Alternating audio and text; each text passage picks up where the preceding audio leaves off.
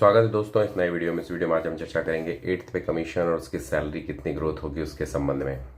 तो चलिए आज बात करते हैं 8th पे कमीशन में। वैसे भी अनाउंसमेंट हो चुकी है 16 तारीख को। उसके बाद मैंने पहला वीडियो बनाया था जिसमें मैंने ये कहा था कि मेरी ही वीडियो एक ऐसी थी जो हमेशा कहती थी कि 8th पे कमीशन आएगा।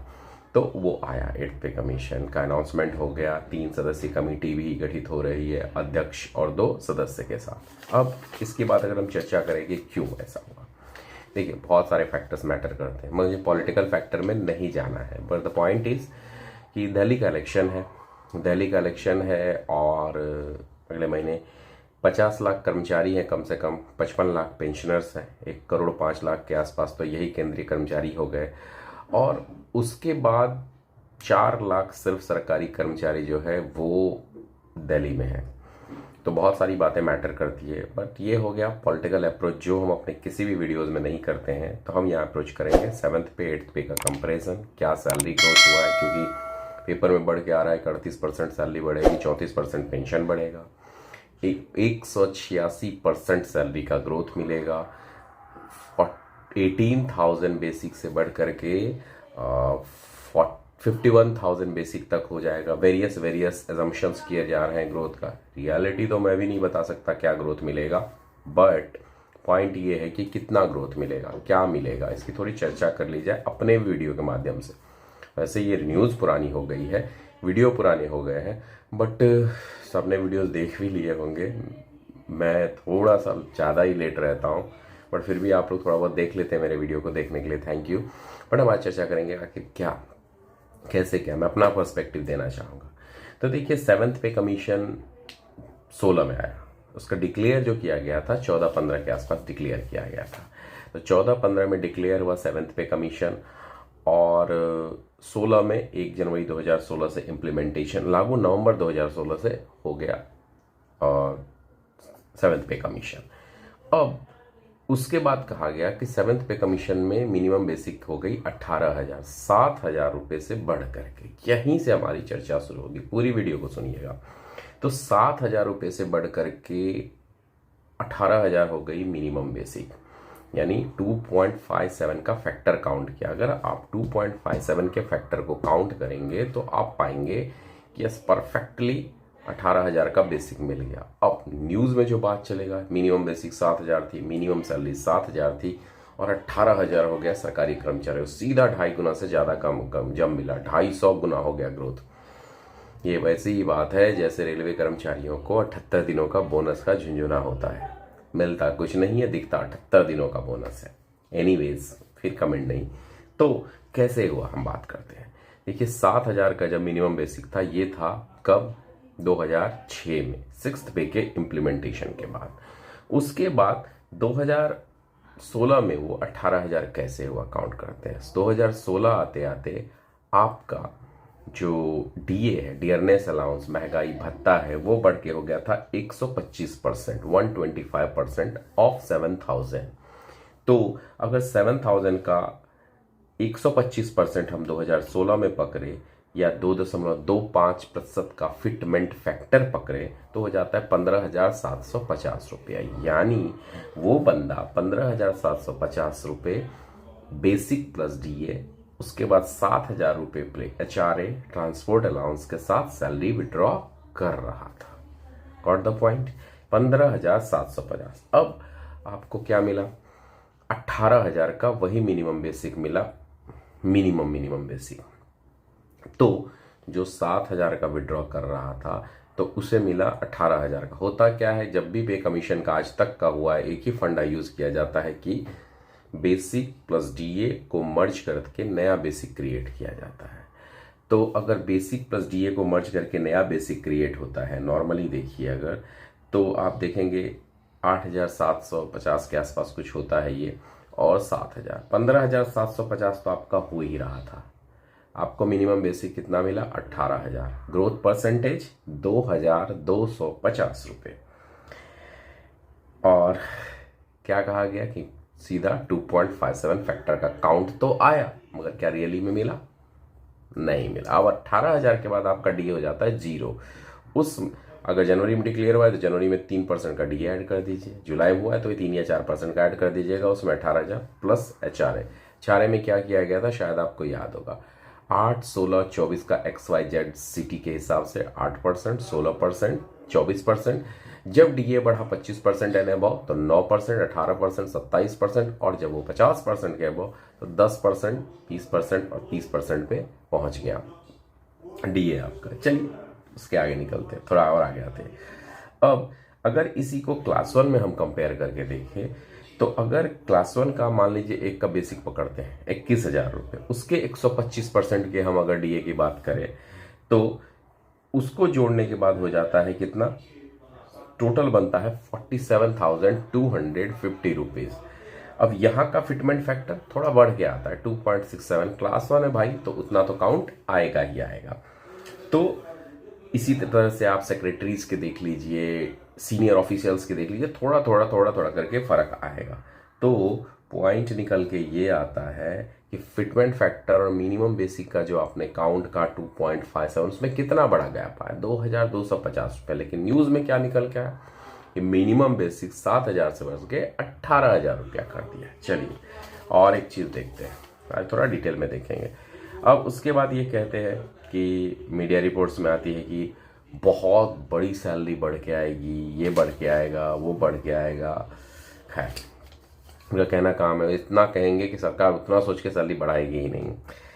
मीडिया रिपोर्ट्स में ह्यूज सैलरी की ग्रोथ के बाद हम अपना देखते हैं कि 1 जनवरी 2026 को हमें अगर देखा जाए, एक और एग्जाम्पल लेते हैं, एक 4200 वाले एम्प्लॉय जिसका बेसिक 35,400 था 2016 में, और वो 2026 में उसका होते होते हो जाता है 46,200 सारे इंक्रीमेंट के साथ।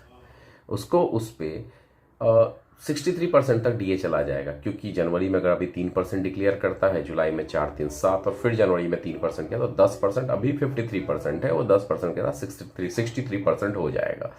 63% डीए का मतलब होता है 29,106 रुपये। उस पे एचआरए मिलेगा बेसिक पे 13,860 रुपये। अगर किसी को कोई अलाउंस है, किसी का ट्रांसपोर्ट अलाउंस है, कोई अलग अलग अलाउंसेस 5,000 7,000 जोड़ लेते हैं, 5 से 7,000 पकड़ते हैं। मैं ग्रुप सी एम्प्लॉय के 4200 का बात कर रहा हूँ। टोटल सैलरी काउंट आएगी लगभग 94,660 से 95,000 रुपये के आसपास। ये हुआ 2026 में विदाउट 8th पे कमीशन सैलरी। अगर 8th पे कमीशन 1 जनवरी को लागू होता है तब क्या होगा जरा देखते हैं। 46,200 का बेसिक, उसके साथ 29,106 का डीए, आप उसे मर्ज कर दीजिए। मर्ज किया आपने, 75,306 रुपये का नया बेसिक क्रिएट हुआ।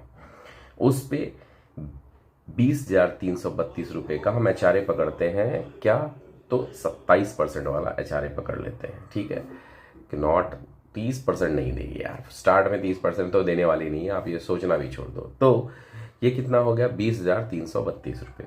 उसके बाद 3% का डीए डिक्लेयर तो करेगी, किसी भी मंथ में करे एक डीए तो देगी, तो वो हो गया लगभग 2,259 या 2,300 रुपये, और 5,000 6,000 का अदर अलाउंसेस। टोटल कितने हो गए, 1,03,000 से 1,04,000 रुपये।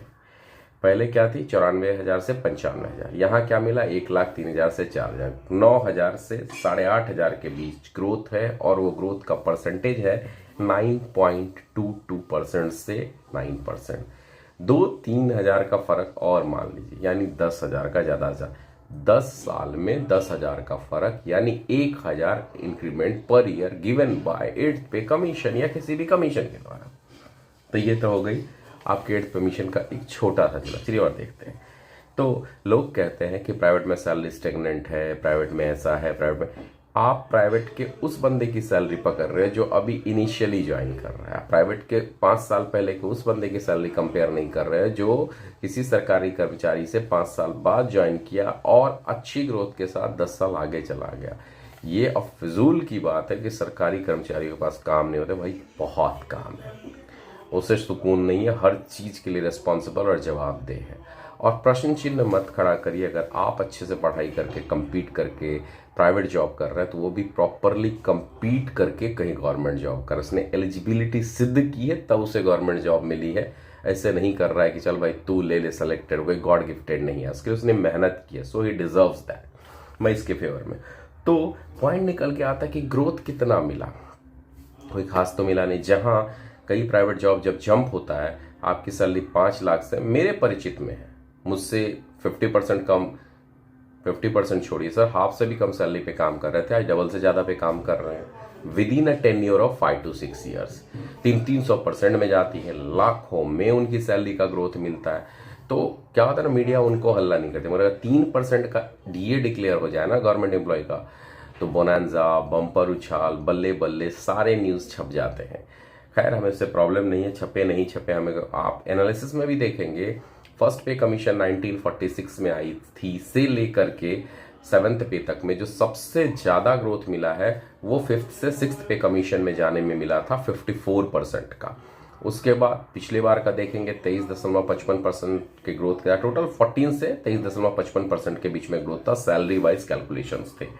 14% पहले पे कमीशन में ग्रोथ मिला था। तो एक पे कमीशन छोड़ करके कोई बहुत बड़ा ग्रोथ नहीं मिला था, और ऐसा कई लोग गवर्नमेंट जॉब करना नहीं चाहते थे, सैलरी का लेवल इतना कम था। सुविधाओं की बात को तो जाने दीजिए, तो कोई बहुत बड़ा ग्रोथ नहीं मिल रहा है कि 20,000, 25,000, 30,000 एक छोटे एम्प्लॉय की भी सैलरी बढ़ के आ रही है। एक 18,000 वाला कर्मचारी ऑलरेडी 37, 38, 39,000 विड्रॉ कर रहा है। अगर वो 18,000 का हम बेसिक पकड़ते हैं तो 18,000 के बेसिक पे आप देख लीजिए कैलकुलेशन में कि उसको कितना डीए आ रहा है। अभी डीए उसका 63% जाएगा, फिर एचआरए ऐड होगा उसका, एचआरए ऐड होने के बाद कुछ अलाउंसेस ऐड करके अभी वो 38,000 विड्रॉ कर रहा है। उसके बाद आप 45,000 दीजिएगा, उसमें सीधा सीधा आप एचआरए ऐड कर दीजिए, तो देख लीजिए 8 से 10,000 का मैक्सिमम फर्क आएगा, उससे बड़ा फर्क नहीं आएगा। बट लोगों को लग रहा है कि बहुत बड़ा ग्रोथ मिल रहा है, जैसा कि है नहीं।